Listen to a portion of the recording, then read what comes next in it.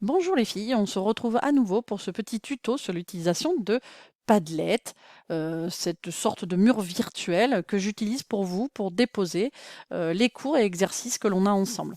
Moi j'ai décidé de l'organiser selon des colonnes, d'accord, à partir de colonnes qui ont plusieurs thèmes en fonction des cours que nous avons ensemble. Donc il y a les informations générales, les séquences de français, le travail à rendre en français, les séquences d'histoire, de géographie, d'accord. J'ai rajouté aussi des exercices, des méthodes d'entraînement, des fiches de révision pour l'examen, et enfin une colonne EMC, éducation morale et civique. Voilà, alors ça se présente de cette façon. Donc en bas avec votre petit curseur, vous pouvez vous balader entre le début et la fin du Padlet. D'accord? Et puis, vous pouvez aussi vous balader dans chaque colonne à l'aide du petit curseur qui est sur le côté. Donc, vous placez dessus et effectivement, vous descendez. Et ça, dans chacune des colonnes pour être sûr de ne pas avoir oublié, par exemple, un document mis en ligne par un professeur. Voilà. Donc, sur ce Padlet, je mets l'ensemble de vos documents. D'accord?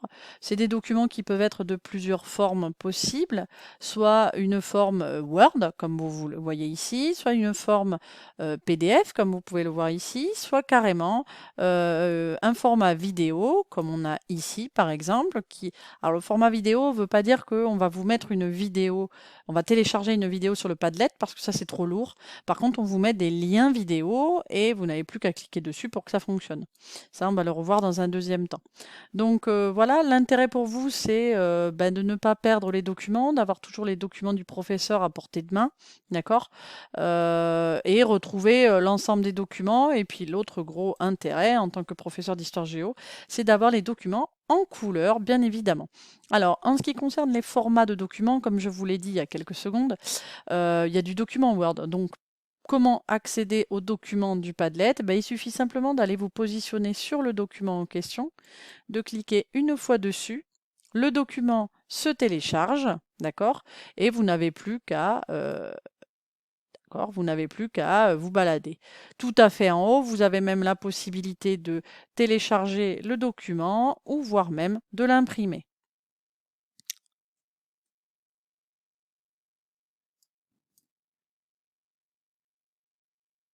En ce qui concerne les documents PDF, c'est le même principe.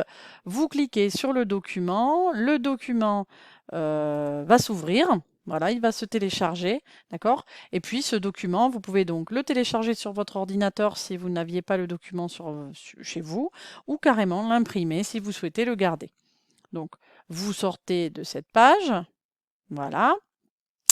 Et vous pouvez faire la même chose avec un lien vidéo. Donc le lien vidéo, écoutez, il suffit d'aller dessus. Par exemple, si je prends le cours de géographie, je vous ai mis une vidéo sur la Chine littorale. Vous cliquez sur le lien vidéo, d'accord?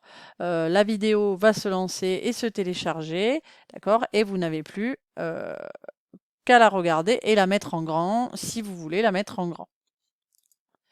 Voilà. Donc voilà, ça c'est l'utilisation. Pour l'instant, vous n'avez pas possibilité de déposer en ligne un travail sur le Padlet. L'application est possible. Donc dans un prochain tuto, je vous montrerai comment est-ce qu'on peut déposer un travail sur le Padlet. Merci.